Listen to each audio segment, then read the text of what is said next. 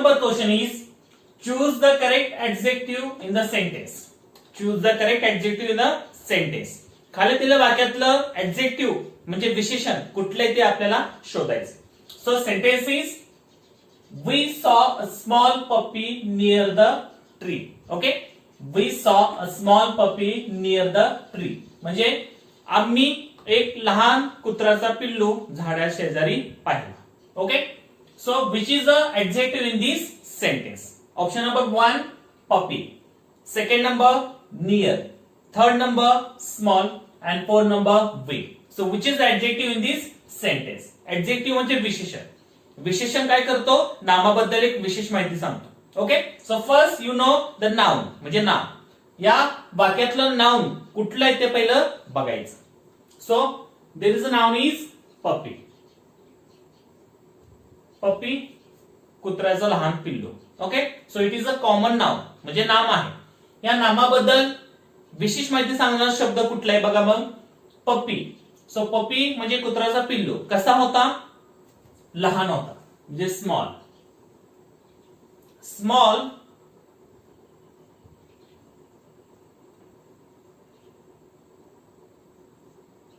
हे काय झालं? ऍडजेक्टिव्ह झालं.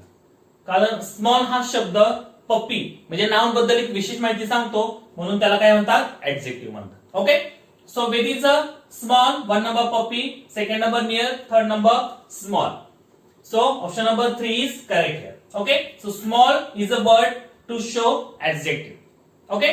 Now third number is correct here. Now sixth number question is complete the phrase using the correct adjective from the option. Again listen. Complete the phrase using the correct adjectives from the option. खाली दिलेला incomplete phrase मध्ये adjective म्हणजे विशेषण घालून ती phrase complete करायची. Okay? So phrase is a dot dot rabbit. A dot dot rabbit. Rabbit म्हणजे ससा. ओके? तर कुठली फ्रेज यामध्ये फिट होऊ शकते? Character. So one number red tall. Second number little cold. Third number small soft and fourth number long new. Okay? So which is the proper adjective to fill in that phrase.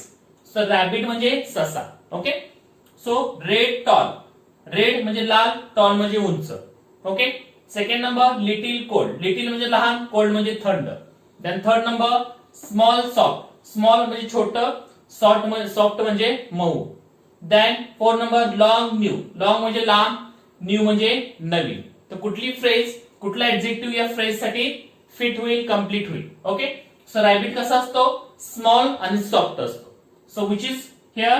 Small soft. Option number 3 small soft. So a small soft rabbit. Okay? A small soft rabbit. So it is a complete phrase. Then seventh one, use the correct adjective in the given sentence. Again listen. Use the correct adjective in the given sentence. खाली दिलेल्या वाक्यातलं adjective म्हणजे विशेषण घालून ते वाक्य पूर्ण करायचं. So sentence is the stone is hard but wool is dot dot. Again listen. The stone is hard but wool is dot dot. So option number 1 smooth, second number small, third number soft and last one is easy. So which is the proper adjective to complete that sentence? So the stone is hard. म्हणजे दगड hard म्हणजे कठीण असतो, पण ऊल is dot dot. ऊल म्हणजे लोकर. दगड कठीण असतं तर ऊल म्हणजे लोकर कशी असते? लोकर. Okay? So option number 1 smooth. Smooth म्हणजे आपण त्याला म्हणतो गुळगुळीत. स्मॉल म्हणजे लहान. सॉफ्ट म्हणजे मऊ. अँड फोर्थ नंबर इझी म्हणजे सोपं. तर ऊल म्हणजे लोकर हे कशी असती? सो लोकर कशी असती? सॉफ्ट असते. ओके? मऊ असते. So which is the correct here? Option number 3 soft. So the stone is hard but wool is soft. दगड कठीण असतं आणि ऊल सॉफ्ट म्हणजे मऊ असते. So like that question we solve it. If you solve like that question, you have to know all the adjectives. Okay? Their rules, their definition, their types, If you learn like that all the adjectives proper, you can solve all the question based on this topic very easily. So everyone learn all the adjective proper, their definition, their subtypes, their example. If you learn like that, you can solve all the question based on this topic very easily. Okay. Hello my dear student. So last lectures we learn adjective. Now we are going to learn adverb. So adverb is very important parts for your exam and your daily knowledge. Some question is coming on this part in your exam, so it's very important part for you. So before we going to learn adverb, I will tell you something about this topic. So first, what is meant by adverb?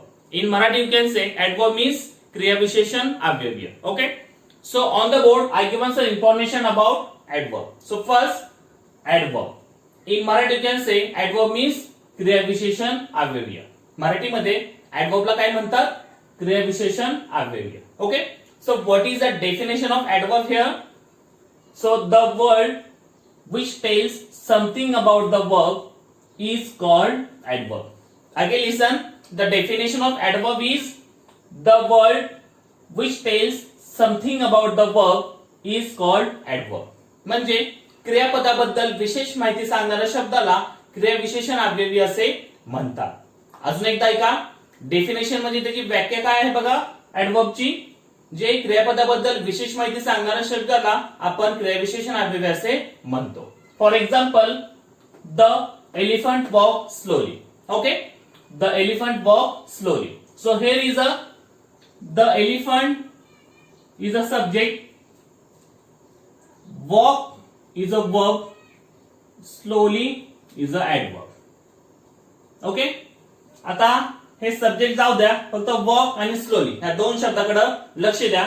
Walk हे verb आहे, आपण त्याला मराठीत काय म्हणतो? क्रियापद म्हणतो.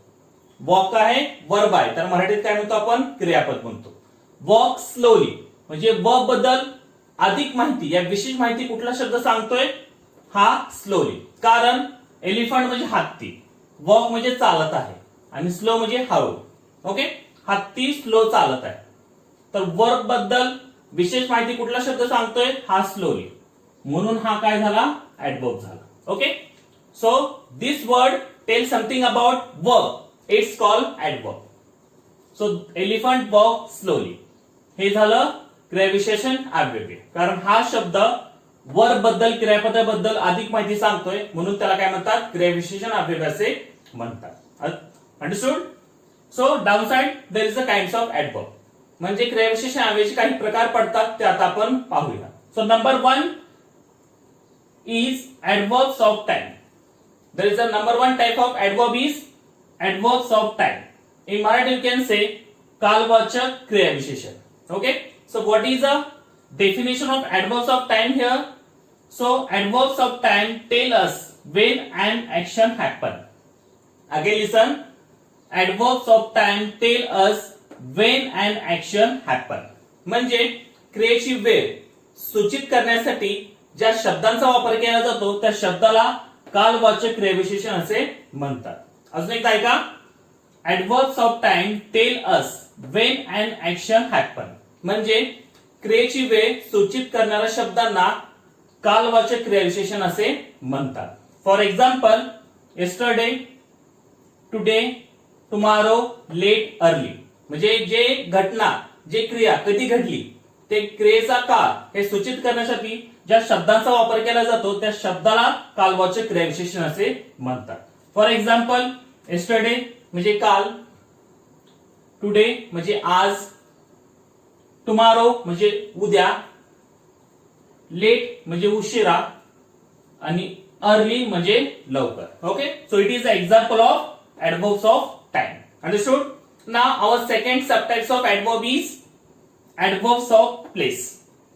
ऍडवर्ब्स of place in Marathi you can say स्थलवाचक क्रियाविशेषण. स्थलवाचक क्रियाविशेषण. Okay, so what is the definition of adverbs of place here? So adverbs of place tell us where an action happen. Again listen, adverbs of place tell us where an action happen. म्हणजे क्रियेची जी वेळ आहे, स्थळ आहे, ती क्रियेचं स्थळ म्हणजे जागा हे सूचित करण्यासाठी ज्या शब्दांचा वापर केला जातो त्या शब्दाला स्थलवाचक क्रियाविशेषण असे म्हणतात. अजून एकदा ऐका, जे क्रियेची स्थळ आहे, जागा आहे, ते सांगणाऱ्या शब्दाला स्थलवाचक क्रियाविशेषण असे म्हणतात. आता प्लेस म्हणजे एखादी क्रिया कुठल्या जागी घडली, कधी घडली, कशी घडली हे सांगण्यासाठी आपण स्थलवाचक क्रियाविशेषणाचा वापर करतो. For example, here, there, down, everywhere. So it is a example of adverbs of place. So here म्हणजे इकडे, देअर म्हणजे तिकडं, डाऊन म्हणजे खाली, एव्हरीवेअर म्हणजे सर्व. ओके, सर्व ठिकाणी आहे, सर्वत्र. सो हे जे एक्झाम्पल आहे हे काय सांगते, एक प्लेस सांगते, एखादी स्थळ सांगते, त्यालाच काय म्हणतात, स्थलवाचक क्रियाविशेषण. In English we can say adverbs of place. So it is an example of adverbs of place. Understood? Now our third subtypes of adverb is adverbs of manner. Adverbs of manner in Marathi you can say रीतिवाचक क्रियाविशेषण. In Marathi you can say adverbs of manner means रीतिवाचक क्रियाविशेषण. Okay? So what is mean by adverbs of manner? So adverbs of manner tell us manner of action. Again listen. Adverbs of manner means adverbs of manner tell us manner of action. म्हणजे क्रियेची रीत सांगणाऱ्या शब्दांना आपण रीतिवाचक क्रियाविशेषण असे म्हणतो. क्रियेची रीत सांगणाऱ्या शब्दाला आपण रीतिवाचक क्रियाविशेषण असे म्हणतो. For example, slowly, fast, happy. हे काय सांगते, रीत सांगते. म्हणजे स्लोली म्हणजे एखादी घटना, क्रिया स्लोली घडली का, किंवा फास्ट घडली का, किंवा हॅपीली म्हणजे एखादा आनंदी आहे का. जे मोस्टली एलवाय शब्द लागतात ते एलवाय शब्द ऍडव्हर्ब्स ऑफ मॅनर मध्ये येतात. मोस्टली ज्या शब्दाच्या शेवटी एलवाय हे प्रत्यय लागतं त्याला आपण ऍडव्हर्ब ऑफ मॅनर असे म्हणतो.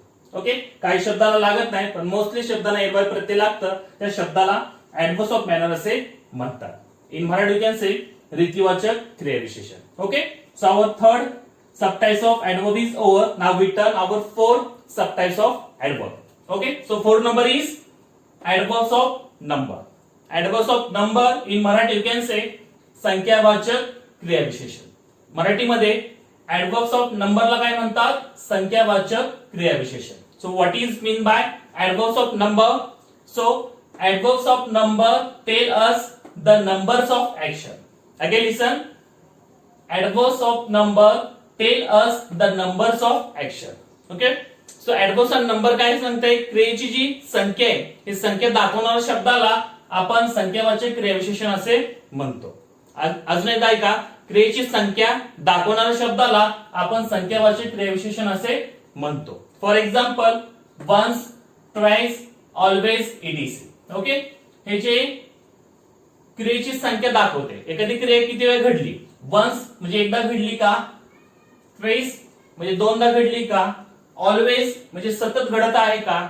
जे क्रियेची संख्या जे दाखवणाऱ्या शब्दाला आपण ऍडवर्ब्स ऑफ नंबर या संख्यावाचक क्रियाविशेषण असे म्हणतो. Understood? Now our fifth subtypes of adverb is adverbs of reason. Adverbs of reason means हेतुदर्शक क्रियाविशेषण. In Marathi you can say adverbs of reason means हेतुदर्शक क्रियाविशेषण. Okay, so what is meant by adverbs of reason? So to explain the reason of action is called adverbs of reason. Again listen, to explain the reason of action is called adverbs of reason. म्हणजे एक क्रियेचा हेतू किंवा कारण दर्शवणाऱ्या शब्दाला आपण हेतुदर्शक क्रियाविशेषण असे म्हणतो. क्रियेचा जे हेतू किंवा कारण आहे हे कारण स्पष्ट करण्यासाठी, दाखवण्यासाठी ज्या शब्दांचा वापर केला जातो त्या शब्दाला हेतुदर्शक क्रियाविशेषण असे म्हणतात. फॉर एक्झाम्पल, पर्पजली या ऍक्सिडेंटली म्हणजे एखादी क्रिया हेतुपूर्वक घडलेली आहे का ऍक्सिडेंटली म्हणजे काहीतरी अचानक घडलेली आहे, हे जे शब्दांनी दर्शवतात त्या शब्दालाच काय म्हणतात, हेतुदर्शक क्रियाविशेषण. In English you can say adverbs of reason. एखाद्या क्रियेच्या पाठीमागे काय रिझन आहे का, काय हेतू आहे का, या शब्दाला ज्या दर्शवतात त्यालाच काय म्हणतात, हेतुदर्शक क्रियाविशेषण. अंडरस्टूड? पर्पजली या accidentally. So it is a example of adverbs of reason. Now our sixth subtypes of adverb is interrogative adverb. Interrogative adverb in Marathi you can say प्रश्नार्थक क्रियाविशेषण. इंटरगेटिव्ह ऍडवर्बला मराठीत काय म्हणतात, प्रश्नार्थक क्रियाविशेषण. Okay, so what is mean by interrogative adverb? So to use adverb for asking question is called interrogative adverb. Again, listen one time. To use adverb for asking questions is called interrogative adverb. म्हणजे प्रश्न विचारण्यासाठी क्रियाविशेषणाचा वापर केला जातो त्या शब्दांना प्रश्नार्थक क्रियाविशेषण असे म्हणतात. म्हणजे ज्या शब्दाने प्रश्न विचारला जातो आणि त्या शब्दासाठी आपण प्रश्नार्थक क्रियाविशेषणाचा वापर करतो त्या शब्दालाच इंटररोगेटिव्ह ऍडवर्ब किंवा प्रश्नार्थक क्रियाविशेषण असे म्हणतात. For example, where, which, how, why. Okay, so it is a question word, but जे क्वेश्चन आहे, प्रश्न आहे, आपण विचारतो कसं, as a adverb, as a क्रियाविशेषण आहे म्हणून विचारतो, तिथंच प्रश्नार्थक क्रियाविशेषण होतो. फॉर एक्झाम्पल, वेअर, एखादं ठिकाण आपल्याला ऍडवर्ब थ्रू विचारायचं असेल तर आपण ते वेअर हे यूज करतो. देन विच, कोणतं, हाऊ, कसं, व्हाय, कारण, reason. Okay, so like that example of is interrogative adverb. So like that adverbs we learn it. If you learn like that adverbs, you can solve all the question based on this topic very easily. Only you know what is meant by adverb. Adverb म्हणजे काय, क्रियाविशेषण अवयव. ह्याचं main काम काय की क्रियापदाबद्दल एक विशेष माहिती सांगणाऱ्या शब्दाला आपण काय म्हणतो, क्रियाविशेषण अवयव असे म्हणतो. So if you learn all the adverb proper, their subtypes proper, example proper, so you can solve all the question based on this topic very easily. So everyone, all the adverb definition, their subtypes, their example, you can learn like that. You can solve all the question based on this topic very easily.